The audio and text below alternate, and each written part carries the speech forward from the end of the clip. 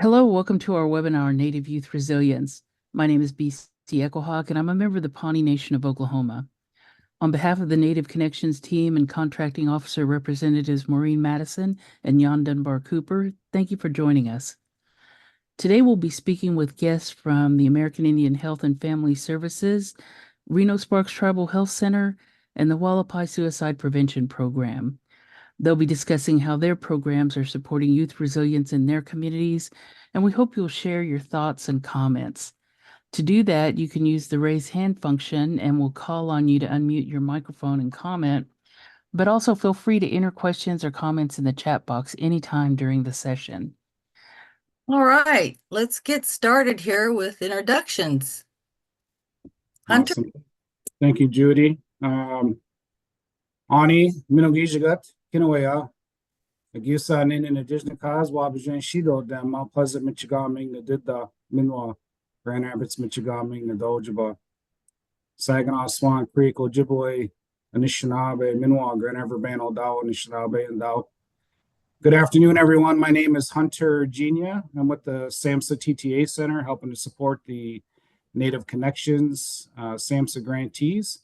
I'm a GTA, and I work with 9 current Native Connection grantees. Happy to be here. Judy? Yes, good morning or afternoon again, and thank you for joining us to talk about Native Youth Resilience. My name is Judy Flett. I'm a grantee technical assistant for Native Connections Project, and I work with 8 different grantees, and I reside on the Spokane Indian Reservation. And so I'm going to go right into our objectives here. Today's objectives for the webinar are to identify factors. Hold on here.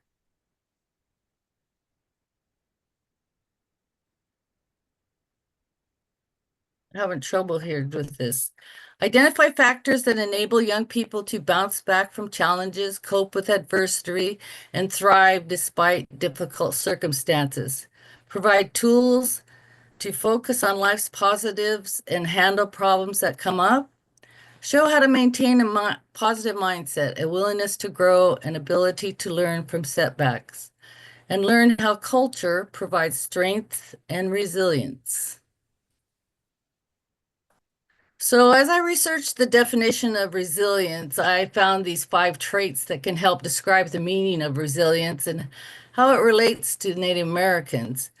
The 5 traits were authentic, flexible thinkers, optimistic, don't face life alone, and use of strengths. So authentic, you think about it, Native Americans, we are the first Americans, and we are about as authentic as it gets. We have been here for thousands of years.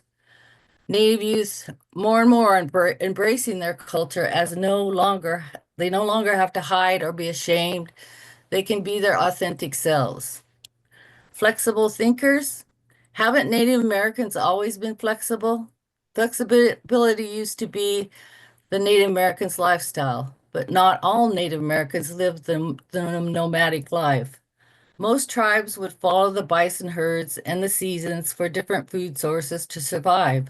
Others would settle in villages and plant gardens. Native youth today have learned to adapt and still maintain their cultural values. Native American youth today are very optimistic and hopeful and confident about the future. They are proud of their heritage as they have learned how to navigate in 2 worlds, keeping their culture and taking what they need to succeed from the outside societies. I have seen so many positive changes since I was a teenager.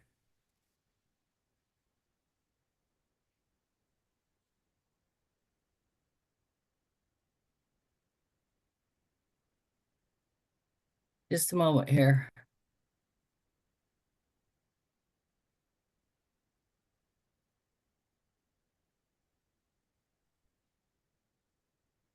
And we don't face life alone. Native Americans place value on the importance of the group rather than on the individual. Sharing is inherent.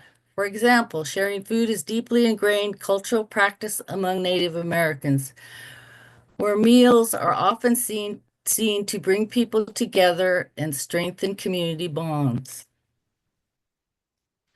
The extended family plays a vital role with everyone coming together in times of stress and crisis to support family members. So the use of strengths, many cultural-based practices and tribal programs support family members to bring out their strength and to cope with various problems. Ceremonies, rituals, humor, oral traditions, family and support networks are essential protective strategies. These are things that have kept us strong. I believe Native youth today have all these traits. So, how do you define the word resilience? Native Americans developed resilience through a deep connection to their land and culture, relying on strong community bonds, traditional spiritual practices, and a deep understanding of their environment, allowing them to adapt and persevere through significant challenges like colonization and displacement. Their resilience is often attributed to their strong sense of identity, shared values, and the ability to draw strength from their heritage when facing adversity. There are so many different definitions for the word resilience, and you can simply interpret it as maintaining your balance in the chaos of life. But when it comes to Native American youth resilience, I think being able to withstand a lot of pain and adversity without affecting the core of who you are as a person makes sense. It's taken a long time to identify and start the healing process from the trauma that has been inflicted on Native American people. So I'm really excited to hear our grantee guests talk about Native youth resilience in their communities. And now I'd like to turn it back over to Hunter. Awesome. Thank you so much, Judy, and I appreciate the opening and also learning more about the traits of resilience and the definition. So thank you so much. Last week we had the Native Connections Symposium hosted in Minneapolis, and I got to see so many Native Connection grantees talking about their programs, their activities, their events, how they're handling some of the toughest challenges of any population or nationality here in the United States. And so, it gives me a great honor to work on this webinar, but more importantly, to hear from our relatives that are doing the good Native wellness work for our Indigenous nephews and nieces across Indian country. So it's with great honor that we get to have Maya and Jessica and Joseph and Renee from their respective Native Connection grantees give us some more insight on how they are supporting Native youth with their resilience strategies and efforts with their Native Connection grants. So at this time, I'm going to ask each of them to introduce themselves. And Maya, you're leading off. You're on the air. Thank you. Hi everyone, my name is Maya Berger. I'm the Youth Program Coordinator at American Indian Health and Family Services in Detroit. We are a Cohort 9 grantee, and I've been in this position for about a year and a half now, so very happy to be here with you all again, because I was also with you last week, which was a blast. So thank you. Hi, my name is Jessica Boyd, and I'm the Youth Development and Planning Manager at American Indian Health and Family Services. I have worked at American Indian Health for almost 7 years, coming up in the summer. And I am Oneida Nation of the Thames, and a Detroit native. Hey, good morning, everybody. This is Joseph Kano. Thank you for having me today. I'm the project director for our Native Connections program here at the Reno Sparks Indian Colony. We're a part of cohort 10, so obviously the newest cohort. But yeah, excited to be here. I'm actually of coastal band of Chumash descent, but I've been working with the Reno Sparks Indian Colony and their tribal members for the last year or so. So thanks for having me, guys. Hi guys, sorry you can't see me very well. The sun is shining here in Arizona. That's where I'm from. I'm the Native Connections Director and Counselor for Suicide Prevention at Wallapai Behavioral Health and Wellness. I believe we are cohort 9 as well. I've been in this position for about a year now, and then I've also been a suicide prevention counselor for a very long time. I'm so happy to be here with you guys. Thank you.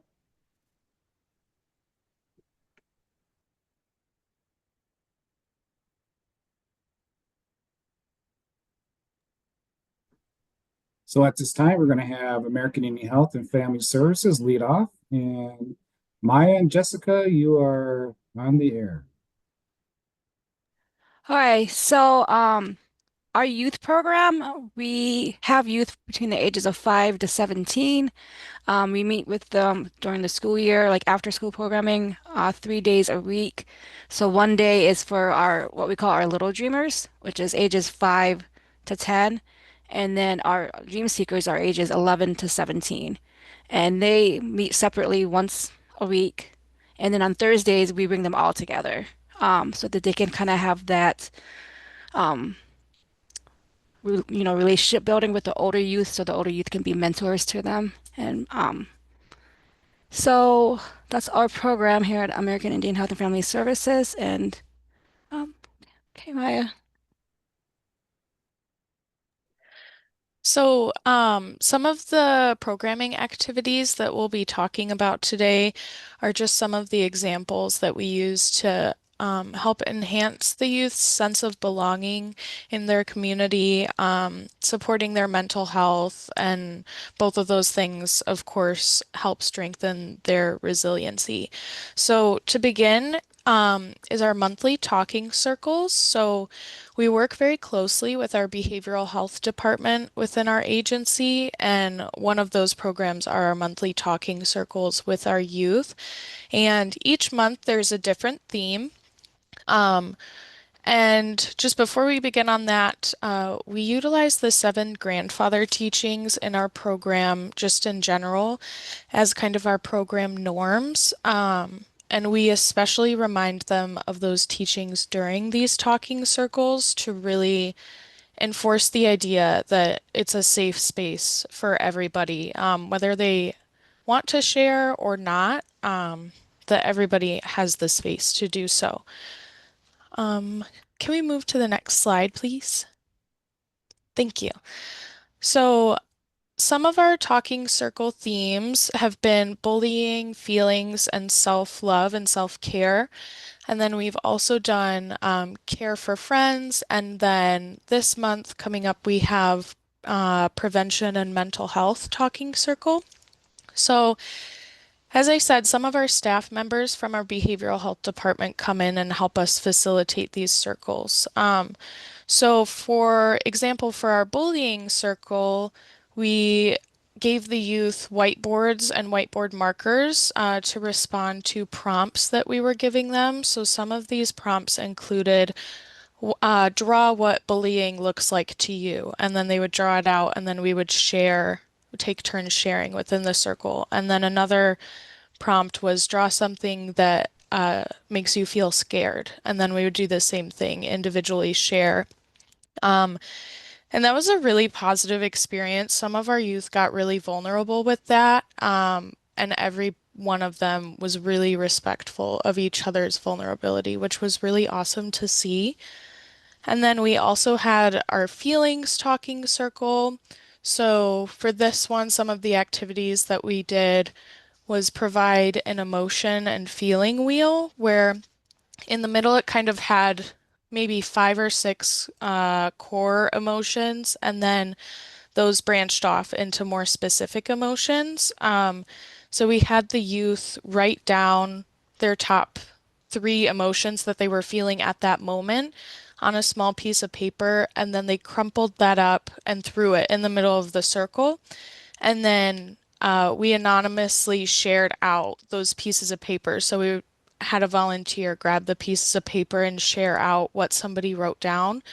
And it was a really great way to anonymously be aware of kind of where everyone was at, emotion-wise. And then we did that at the beginning and at the end of the talking circle. And then in between, we had giant sticky notes posted around the room with a different emotion written on them, and we broke up into small groups and had the youth rotate around the room, stopping at each sticky note and identifying kind of things that made them feel that emotion. So if a sticky note said anger and somebody was at that sticky note, we would ask them, well, what makes you feel angry? Or what makes you feel happy or excited? And they would share out and we would write them down. And then at the very end, we shared out all the sticky notes with the whole group. And the last talking circle that I'll talk about is our self-care talking circle, which was my personal favorite. It happened around Valentine's Day, so we had them make giant Valentine's Day cards, but addressed to themselves. And we had them fill them out with various positive affirmations or self-care activities that they enjoyed doing or goals that they had for themselves. And we gave them some examples of affirmations and self-care. So that one was really successful as well. And then coming up is our Children's Mental Health Day, which will include a talking circle for early next week, but then next Thursday we'll have a community-wide Children's Mental Health Day event also in partnership with our behavioral health department, and we'll have various kind of self-care activity stations throughout that. So that's exciting. And then another way that we work to strengthen our youth's resiliency is through community collaborations. Which Jessica and I spoke more in depth about last week at the symposium. But some examples of the collaborations that we've had in the community include our agency's Women's Society, local nonprofits, and local Detroit organizations. So if you wouldn't mind moving to the next slide. Thank you. So our Women's Society is run by another staff member at the agency, and we've done intergenerational craft nights with them quite a few times. So sometimes we'll do like seasonal crafts, or we've done a few clay crafts with them, and then we've also done bingo night a couple times, which everybody loves a lot. And we also work with Lukey Bike Adventures, which is a nonprofit that's run by one of the parents of our youth program members. She started the nonprofit to provide biking access to Black, Brown, Native, and adopted youth in the Metro Detroit area. So she provides all the bikes and helmets and gear, and she brings them on site, and we basically take them out to various trails in Metro Detroit with our youth program. And they've always really, really loved that. So we've been working with her for about a year now, and we're continuing on our collaboration in the summer. And lastly, well, this is the last one I'll talk about today, but we do have a lot more. But we also work with the Detroit Zoo. So we have them come to our summer programming and do weekly educational programming with our youth. So last summer, I believe they talked about, or 2 summers ago, sorry, they talked about like healthy food options and gave our youth some cooking skill education. And then last summer, they came weekly to talk about animal, kind of wild animal preservation, and identifying animals and what they do for the ecosystems that they live in and things like that. And then at the end of each summer, we take a big trip to the Detroit Zoo with our youth and their families, and also some staff members from the agency. So that's a really great example of utilizing other organizations in your area.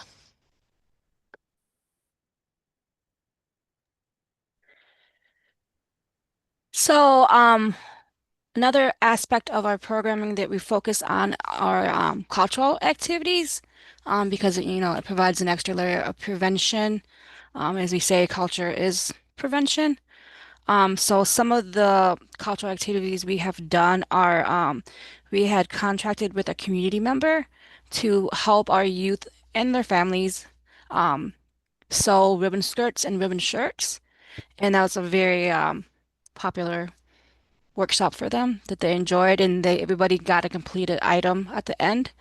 Um, and then another it's not a workshop, but like every month we have cooking classes, and it's based on the 13 Moons of Anishinaabe nutrition. So like every month we focus on one traditional food that's in season, and we talk about traditional relationships with that food. We have like a language lesson at the beginning. We talk about the nutrition benefits of that traditional food. And then the kids really enjoy having that hands-on experience of making the recipe and having a sample of it. Um, and then every year, well, lately we have a yearly intergenerational Gona, and our youth advisory council actually recently hosted a Gona planning event for our community members to come and, take part in the planning of this year's Gona. That was kind of very successful. We were very proud of our two youth that led the workshop. They did an awesome job. And then some other cultural activities we have done is like medicine bags. And every youth group, we start off with a circle and we start off with a smudge. And we actually let them, do the smudging and go around to everybody. I think. And also, like Maya has said, like we focus on the 7 grandfather teachings. Especially throughout the summer, we'll like talk about a specific teaching, and we were able to make like little 7 grandfather stuffed animals. So like they got to like hand sew like a turtle or like a buffalo, and they just went along with the lesson. And yeah, we're always looking for more cultural activities to do with them. We do have some lacrosse sticks that were donated to us. Some of our youth do play lacrosse. Um, and I think that's all I have. So um, pass it over to Joseph Cano. All right, good morning again. Thanks for having me, guys. We can go ahead and go on to that opening slide whenever we're ready. Sweet. And I wanted to put that up there, obviously, because I think when we're talking about resilience, it's fundamental that we acknowledge the fact that, we've been here and we've been cultivating our resilience for 10,000 plus years, and this is something that I really want to emphasize in our programming and in our work with the youth. And I'll also preface, as you can see with the difference in placement of cohorts, some people are further along than other programs. And where we find ourselves in cohort 10, we're still wrapping up our readiness assessment. And it's really inspiring to see this type of programming and planning because, I really value that Native Connections provides us with an opportunity to A, see where our community's at, and B, design those programming with their assistance to ensure that, it's capturing exactly where we're at as a community and creating that buy-in, not only for the youth, but for our community at large. So I really just wanted to start this off by kind of highlighting my understanding of cultural resilience and the fact that it's been shaped by the teachings of my elders and our tradition bearers. And this also includes my late great-grandfather and Cahuilla elder Alvino Siva. You know, in the 1980s, he recognized the urgency of preserving his language and culture and began mentoring the next generation through the songs. You know, and that's really just to highlight how our culture is oftentimes the mechanism from which all else continues and from which our resilience owes its origin. So his efforts and the efforts of those who have followed really remind me that the strength that's found in passing on our cultural knowledge and our identity. So this conversation really resonates deeply with me, just like other people that come from tribal communities. Perfect. So we're on the next slide. So before we talk about resilience, though, I really want to briefly acknowledge that context that makes it vital for Native youth today, which is this concept of historical trauma. I know we're all very well versed in this, but it refers to the collective emotional and psychological wounds that are passed down through generations due to events like forced assimilation and land dispossession. So, you know, these really weren't isolated incidents. They were policies that were designed to erase our culture, our languages, and our identities. So from my perspective and bringing that into our programming, understanding that legacy is essential, because resilience in our youth, it's not just about coping with the individual challenges. It's more so about reclaiming identity and rebuilding that cultural strength. And I think that leads to healing across those generations. And that's really why our Native Connections program emphasizes not only that prevention aspect, but the cultural restoration and the community healing aspects. And here we are. Yeah, our resilience as Native people, from my end, has always been rooted in the strength of our ancestors. So despite these generations of oppression, they really held on to the traditions, oftentimes in secrecy, to ensure that our identity survived over that, 10,000 plus year period. So today, our youth have a unique opportunity, to reclaim and revitalize aspects of our culture without that same fear of persecution that many of our ancestors underwent. I think I speak from my own experience, and I know all of you have similar experiences, that our ancestors had to hide their Native identity due to these forced assimilation policies. So the fact that we're in a time where learning and embracing our traditions is, not only encouraged, but it's widely supported.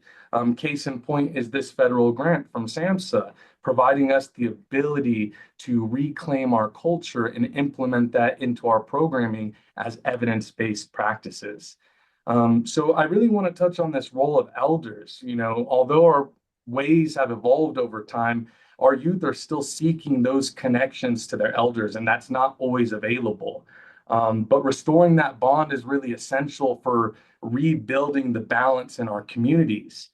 From my perspective, I think our elders are the ones that are providing the wisdom to persevere because they've walked these paths before. They know where the pitfalls are. They know which ways hold water, and they know which ways will ultimately lead to desperation.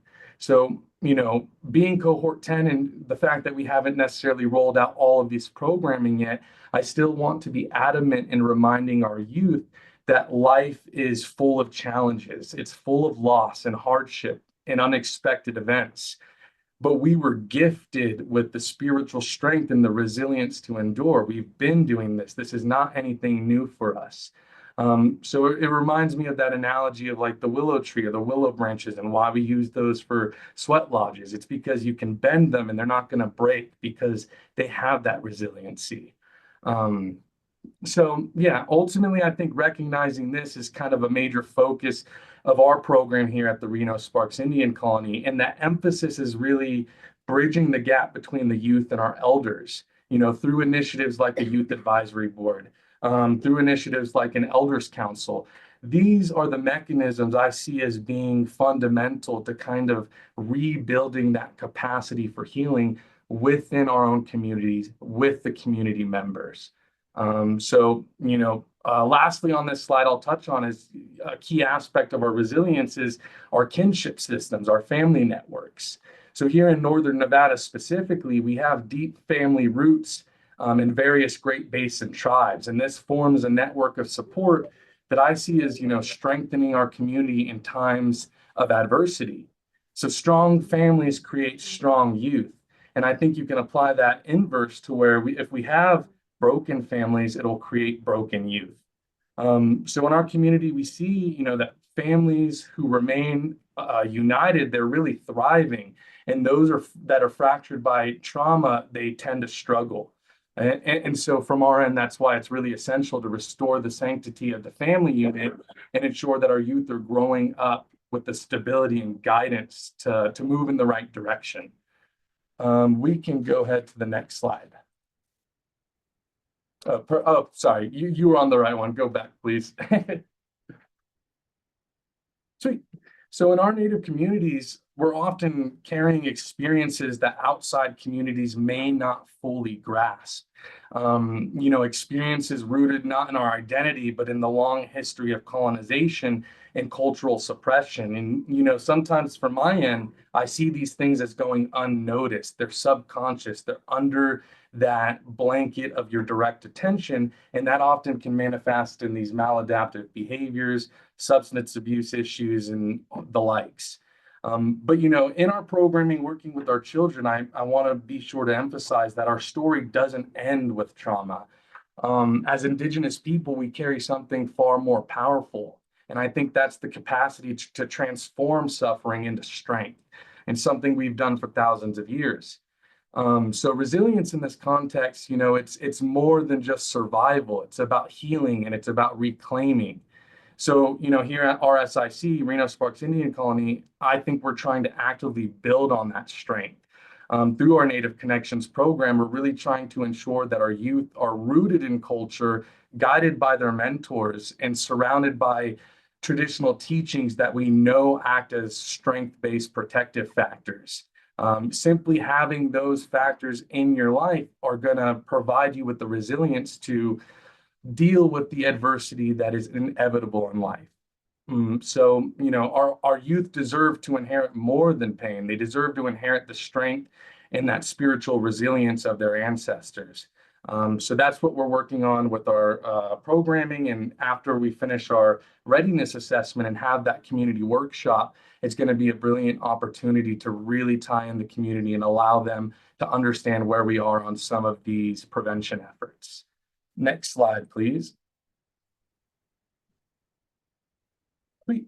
And yeah, I will take a quick moment to note, that a lot of these pictures are used of the courtesy of our Unity chapter, led by Miss Robin Eagle.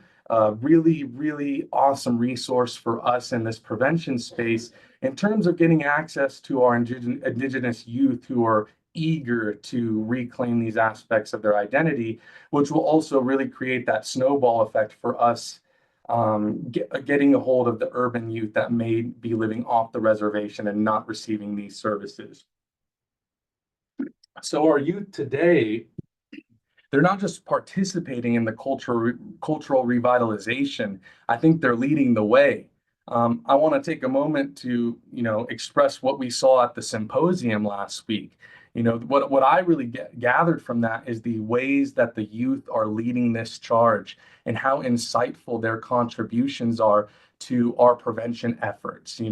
Having them, it was just such a brilliant opportunity to see, wow, these kids understand this space maybe even better than some of us that are working in it. And I think, for our program to be successful, leaning on the youth in that way is going to be fundamentally important.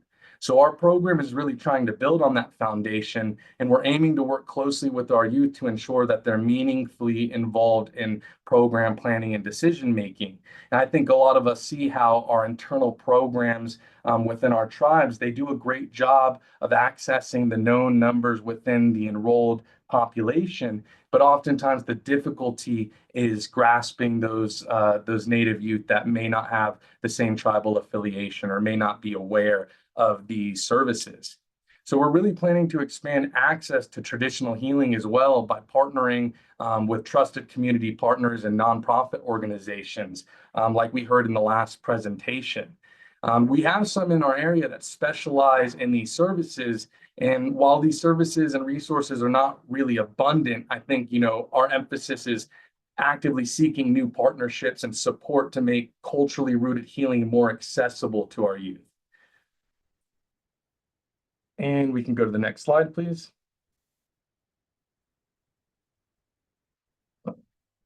And that's another lovely picture from our Unity chapter, where you can see that participation and size is obviously growing over the years, which is great to see. But for our program, we're really recognizing that encouraging cultural engagement, it's not just about offering the opportunities, but it's about actively removing the barriers that are preventing our youth from accessing them in the first place. And from my perspective, that's includes acknowledging how each different tribal community is, even within our region.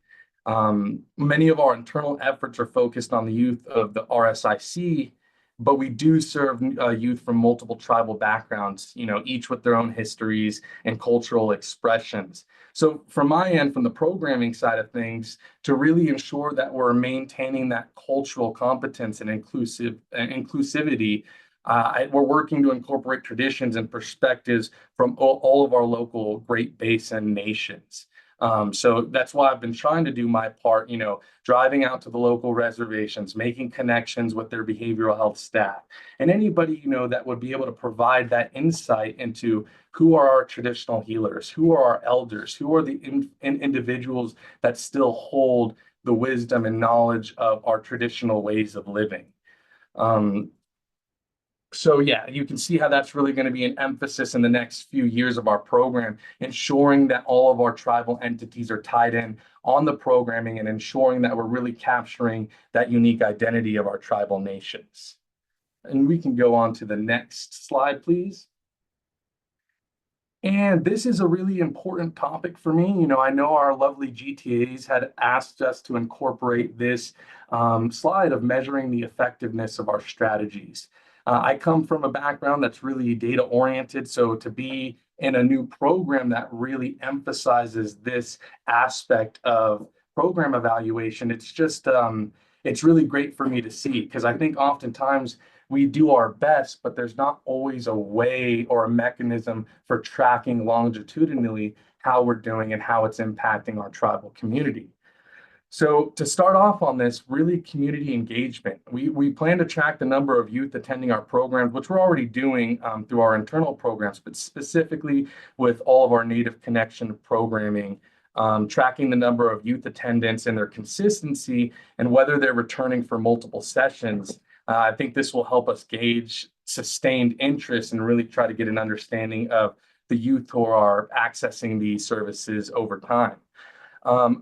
Additionally, youth feedback, surveys, and focus groups that provide qualitative and quantitative insights into our strategies and how they're impacting the youth. Testimonials will also help in the real world story of our program success. This is something that I learned from some of the earlier cohorts in our discussions at the symposium last week.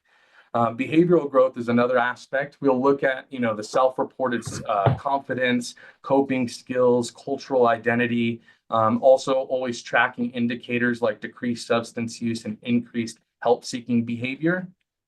Cultural connection is going to be a key focus, whether our youth engage more in traditional practices, which we plan to incorporate, sweat lodges, talking circles, drum circles, flute playing, all of these types of modalities, and fostering that stronger sense of belonging. That brings us to long-term outcomes. We plan to assess continued engagement in community programs and partnerships with schools, various health services, and ultimately broader trends in youth well-being, which we can see from some of our evaluations that are currently undergoing in the county. Program evaluation, this is something I'm really excited about. To ensure our data is rigorous and really is aligning with the SAMHSA reporting, we are in the finalized steps of contracting our program evaluator, which it was so amazing to see. They have so much experience in Native Connections, so much experience evaluating these types of programs and working in the Indigenous space. So, obviously as a team of one, I really value the benefit that can serve our program and take a little bit of the weight off of my shoulders so I don't have to punch numbers and make all the fancy graphs, etc. And lastly, partnering with the state and the county. So we've already initiated discussions and data sharing agreements with the Nevada Department of Health and Human Services, Office of Analytics. This collaboration from my end is really crucial in kind of bridging that gap between the Native youth living on reservations and those living in urban environments that are not really receiving services right now. This is really going to allow us to ensure that our programming is accessible to all of the at-risk Native youth in our geographic location. And I think our tribal health center will start seeing the dramatic increase in numbers over the next few years. And we can go to the next slide. All right, and that's it for me. Thank you very much, everybody. Here's some contact information. If anybody ever wants to reach out or get some information from me, feel free to email or send a call. And now we will pass the torch to Renee McIntosh from the Hualapai tribe. Thank you, guys.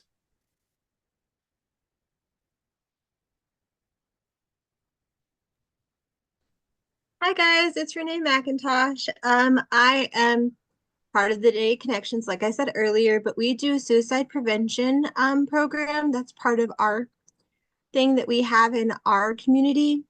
The key that we say that we have is prevention. So by doing this, go ahead and go to the next slide. Mine's kind of sweet. We do a lot of things within the school and within the community. So our main objective is to be there and be present and be involved all the time. So I work in the behavior health portion, but literally everything is a hop, skip, and away. We're all together, we're all combined. Most of us are actually in the same office, which is really nice. And then the school is literally probably, I'd like to say, a half a mile away from our office. And then the high school is probably a mile.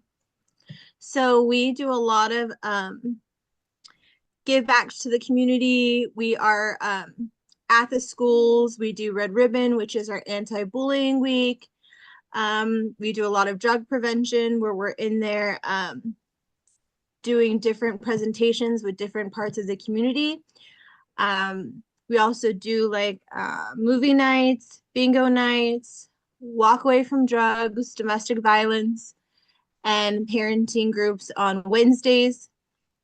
We do offer a ton of education and trainings. We work a lot with SWIC, which is our Southwest Indigenous Women Coalition.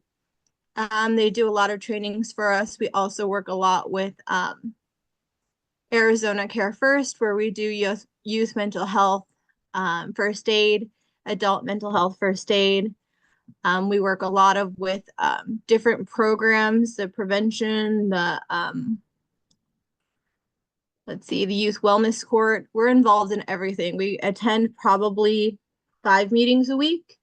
We do the planning. We also do handouts for Thanksgiving, Christmas, food boxes. We put our information in there. Collaboration is one of the things that we really focus on. So we're a part of everything in our community. Go ahead on the next one. So these are just some of the things, a lot of the flyers that we have that we use. We do community dinners for Thanksgiving. Our breast cancer awareness, we do walks. We believe that every program is a platform to help with the Native connections. We also work with the healthy families and social services. The thing that we find in our community a lot is that our young children are not just with their parents, they're with grandparents, they're with aunties and uncles. So we always try to give those family services in an abundance. So we're going into homes, we're helping with strategies.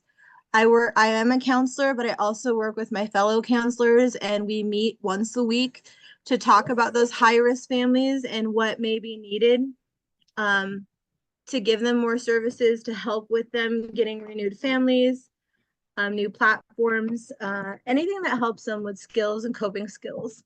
We've been really successful with what we do.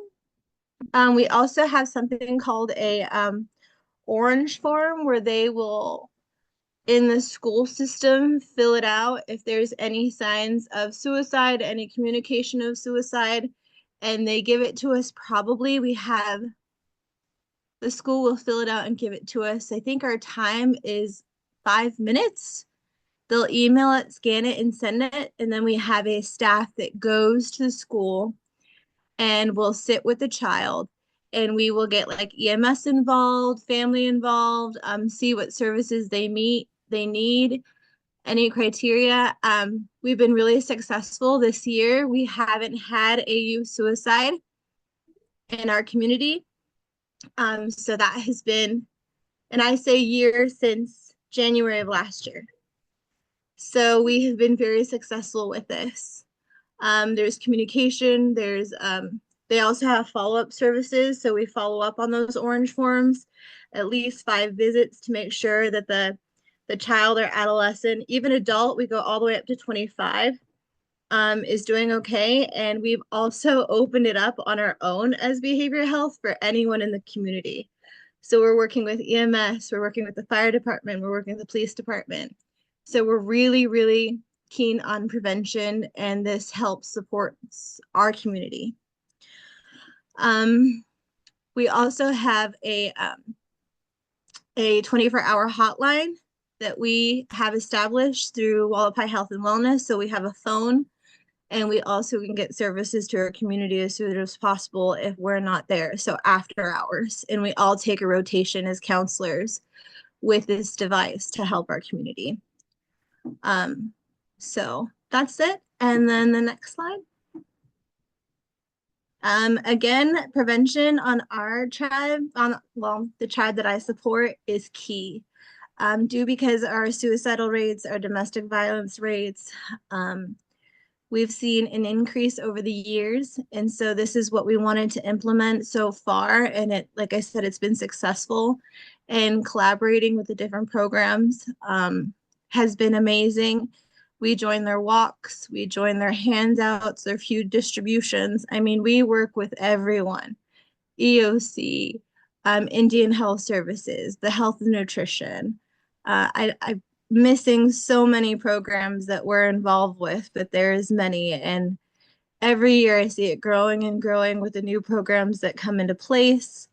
And yeah, that's what we do. I really enjoy it. I really like it. My team is amazing. Our behavioral health team is amazing. I'm seeing really good results. We are now reaching out to our other bands. We have 7 bands total. We're reaching out to the other bands and helping them get established and giving them as much as we can that we know that's been successful, and then helping them come up with their own plan. So thank you so much. I appreciate the presenters before me, and if you have any questions, please let me know. Oh, and this is some of the art that our kids did, and I think it's just amazing. We have some very talented artists in our community, and we always, when we do the Walkway from Drugs, we do a contest of one's elementary and one's high school. So thank you.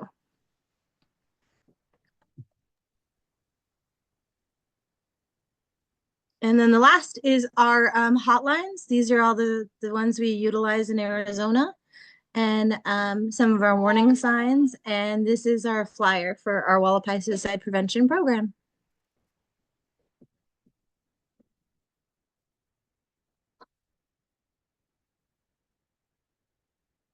Thank you. All right. Thank you so much to American Indian Health and Family Services, to Rena Sparks Indian Colony, and to Wallapai. We appreciate all of you for sharing the wealth of information that you are providing and how you're providing it.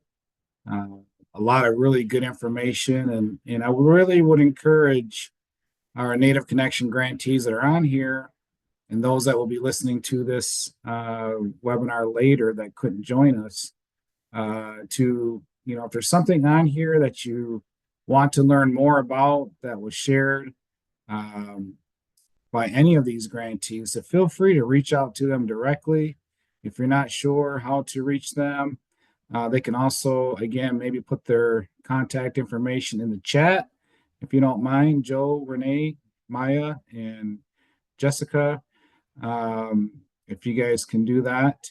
Also, your GTA can help them, help you get in touch with them as well. On the screen here, we have a QR code. This is really important. This really helps us share a resilient message to those folks in DC that might want to hear how tribal training and technical assistance is working in Indian country. So if you don't mind using the QR code to fill out that survey for this webinar, we would greatly appreciate you being a good relative like that. Also, if you have any questions for our grantee presenters, feel free to type that in the chat. And also, BC has the survey. If you can't use the QR code, she has put it in the chat as well. So please do that for us and share the good work that's happening here by all of our relatives that are in the circle today. All right. So let's move on to the next slide.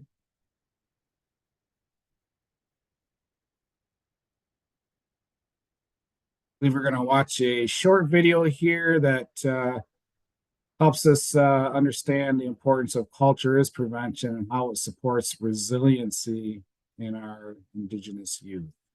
Tony?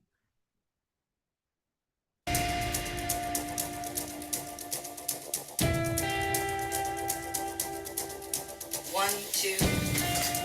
What is this? Always dancing.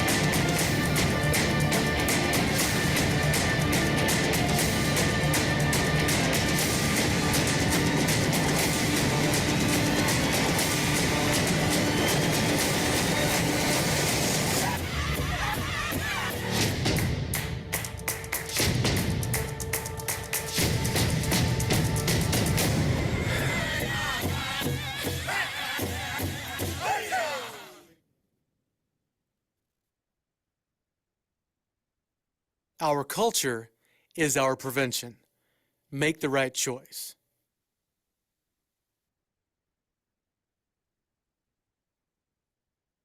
Thank you, Tony, for sharing that. And we have some upcoming events here, and I do want to apologize in advance. We didn't get everything on the screen here on this slide that should have been. So our final, well, I believe will be our final. Sometimes we do a special webinar where we add on maybe one or two more in the summer. I don't know if that decision has been made. However, all of you should have received the Native Connections webinar, NLC, and podcast calendar from your GTAs. If you haven't, feel free to reach out to them and they will share that with you. But our final Native Connections webinar that's on the schedule is going to be May 27th, and that will focus on effective youth engagement strategies.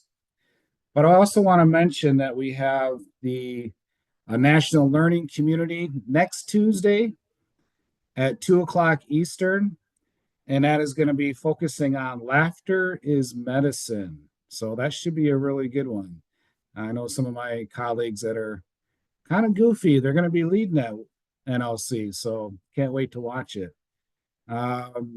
That'll be how you register for that. If you go to your Native Connections Weekly Digest that is sent to you through your email inbox, you can just go to that announcement or event and just register right through your email. If you have a hard time registering, just reach out to your GTA and they will assist you with making sure you don't miss the NLC. And Marie also put it in the chat for you. So thank you, Marie. Also on June 10th, you don't want to miss this one either. June 10th is going to be a national learning community on strategic prevention framework and the 3 tiers of prevention.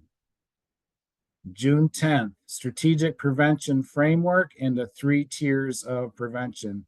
Again, this is also on your webinar calendar that each of you should have. We also have a couple of podcasts that are coming up that are our great teammate here, BC Echo Hawk, coordinates those. And for your newest grantees, cohort 10, you might be very interested in this, May 21st, on how to read your FOA, your funding opportunity announcement. So how to read that. So now again, all of these topics for the podcast are subject to change. All right. So we're just going off what we have off the latest updated webinar calendar. But if it changes, that's okay. Also, if you miss any of these, they will be housed in the Native Connections Resource Center. So you can always catch these later and download them. Podcasts are great because when you're traveling, you can listen to them when you're driving or at the airport or on the plane. So it's a great way to use your podcast. And also on July 16th, there's going to be another podcast, part 2, focusing on burnout, preventing, preparing, and recovering from burnout. So that's part 2. If you missed part 1, feel free to go to the NCRC and download part 1. And that's where all of our recordings are housed. Next slide, please. So we want to thank everyone for joining us. I don't see any questions in the chat. If anyone does have a question, you're more than welcome to come off of mute. I know that Renee and Joe, Maya, and Jessica will stick around for a few minutes if any of you have any questions. So we'll see if anyone types anything in the chat or if anyone wants to come off of mute.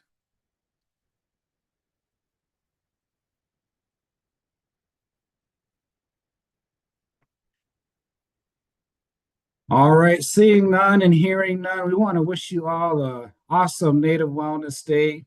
Don't forget to practice self-care, and we'll see you next time. Have a great day. Thank you, guys. Have a good day. Thank you. Thanks, everyone.